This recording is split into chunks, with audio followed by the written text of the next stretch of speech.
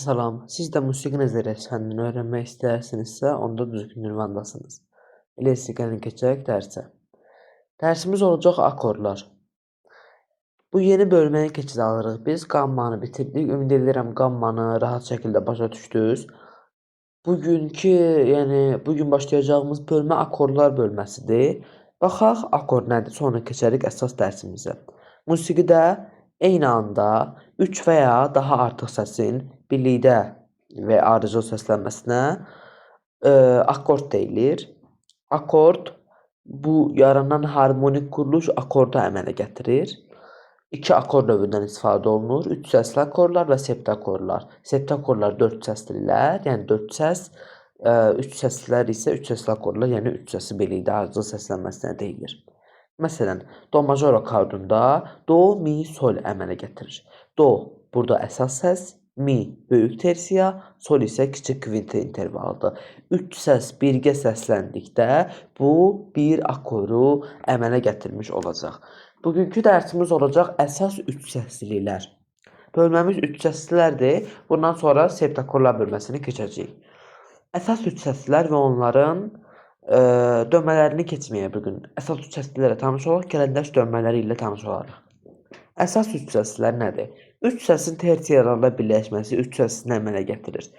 Əsas 3 səslilər tonika, subdominanta və dominanta 3 səsliləridir. Tonika bildiyimiz kimi 1-ci pillə, subdominanta 4-cü pillə, dominanta isə 5-ci pillə idi.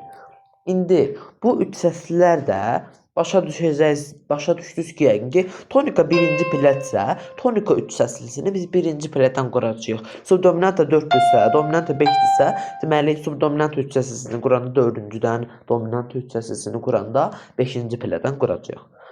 İşarələri necədir? Tonika majorda olanda tonika böyük T hərfi ilə, subdominanta böyük S hərfi ilə, dominanta böyük D hərfi ilə. Minorda olanda tonika kiçik D hərfi ilə, subdominanta kiçik S, dominanta isə kiçik D hərfi ilə işarə olunur. Yəni ki, baş hərflərinə uyğundur, yəqin yadınızda qalar. Majorda böyük hərflə yazılır, minorda kiçik hərflə. Bütün səslərdən, major və minor qammaların bütün səslərindən 3 səslilər qurulur. Məsələn, do major qammasına baxaq. Do major qammasından biz indi tonika 3 səslini quracağıq. Bunu yadda saxlayın ki, 3 səslinin əgər siz 3 səsli qurmaq istəyirsinizsə, məsələn, do, re, mi. Bu düzdür 3 səsdir. Birlikdə və ardıcıl səsləndirdik. Bu 3 səsli deyil. 3 səsli olması üçün bir pillə buraxaraq, məsələn, do, re-ni buraxırıq, mi, fa-nı buraxırıq, sol. Bu olur 3 səsli. Yəni do, re, mi. Bunlar 3 səsli olmur. Bir pillə məsafə olmalıdır. Do, mi, sol. Bu oldu bizim tonika 3 səslimiz. Niyə tonika 3 səslisi? Biz burada do notundan başladıq. Do hansı intervaldır? Prim intervalı. Primi deməyək də indi tonika 3 səslisi. Yəni birinci pillə tonikadır. Birinci pillədən başladıq. Birinci pillədən bir dənə buraxırıq. Yəni re-ni buraxırıq. Düşür burada miyə. Mi'dən sonra da fa-nı buraxırıq, düşür sola. Do, mi, sol.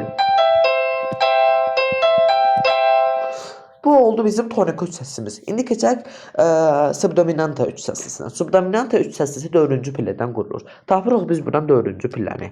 Bu 4-cü pilləmizdir. Aha, 4-cü pillə. İndi 4-cü pillədən biz quracağıq subdominanta 3 səslisini. 4-cü pilləmiz, yəni fa notuna təsadüf edir. İndi fa-dan quranda da ki, buraxırıq. Fa-dan sonra sol gəlir. Solu buraxırıq. Liyanı çalırıq. Fa, liya. Liyadan sonra si gəlir. Deyirik axı, bir pillə buraxırıq. Si-ni buraxdıq. Si-dən sonra nə gəlir? Do gəlir. Bu oldu subdominanta 3 səslisi. Fa, liya, do.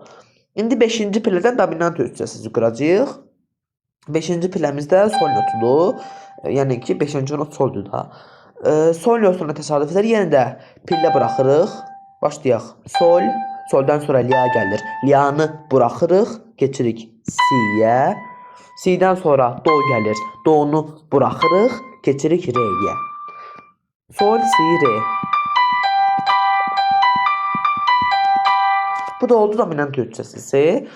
Bunların dönmələri mövcuddur. Üç səslərin iki dönməsi var. Sekstə akordlar və kvarts sekstə akordlar. Bu artıq bizim gələcək dərsimizin mövzusudur. Biz bugün sizinlə üç səsli akordlarla tanış olduq. Əsas üç səslərin adını öyrəndik. Üç səslilərlə çox var. Major üç səslisi, minor üç səslisi var, artırılmış, əksildirilmiş üç səslilər. Elə mövzular çoxdur, üç səslilərin növləri çoxdur. Əsas üç səsləri öyrəndik. Gələn dərsimizdə tonika, subdominanta və dominanta üç səslərinin dönmələrini öyrənəcəyik. Dönmələri kvarts sekstakorlar və sekstakorlarda tətbiq edəcəyik. Tonika sekstakodunu necə tapırıq? Tonika kvarts sekstakodunu necə tapırıq? Gələn dərsimizdə bunları təyin edəcəyik. Bugünkü dərsimiz və video izahımız bu qədər. Əgər dərsi və videonu bəyəndirsə, kanalımıza abunə olmağı, videoya like atmağı və bildirişləri açıq saxlamağı unutmayın. Hələlik gələn dərslərdə görüşənə qədər.